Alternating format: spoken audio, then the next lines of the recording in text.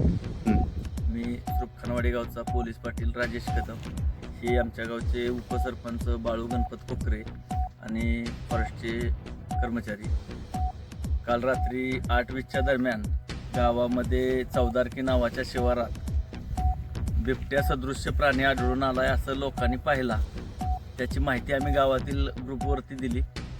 त्यानंतर 10:30च्या दरम्यान गावामध्ये दूध व्यावसायिक आहेत, दूध गोळा करणारे संतोष काटकर तिवडी यांनी बिबट्या मी पाहिलेला आहे आणि त्याचा फोटो काढलेला आहे. त्यामुळं तो फोटो गावच्या ग्रुपवर व्हायरल झाला आणि त्यानंतर तो फोटो मीडियावाल्यांनी पाहिला आणि तो बिबट्या सुरखानवाडीमध्ये आला आहे. सुरखानवाडी गावामध्ये बिबट्याचं दर्शन झालं आहे म्हणून व्हायरल झाला. सदरची माहिती वन विभागाला कळवण्यात आली. वन विभागाचे कर्मचारी जागेवरती आले आणि परिसराची पाहणी केली.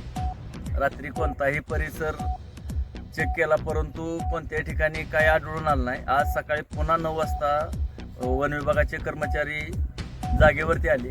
त्या ठिकाणी पहिल्या लोकांनी ज्या पाहिलेला होता त्यांना बिबट्या सदृश्य प्राणी नसून तो तरसाचं ठसे आहेत असं आढळून आलं आणि त्यांनी सरळ सांगितलं की त्याला पट्टे वगैरे होते.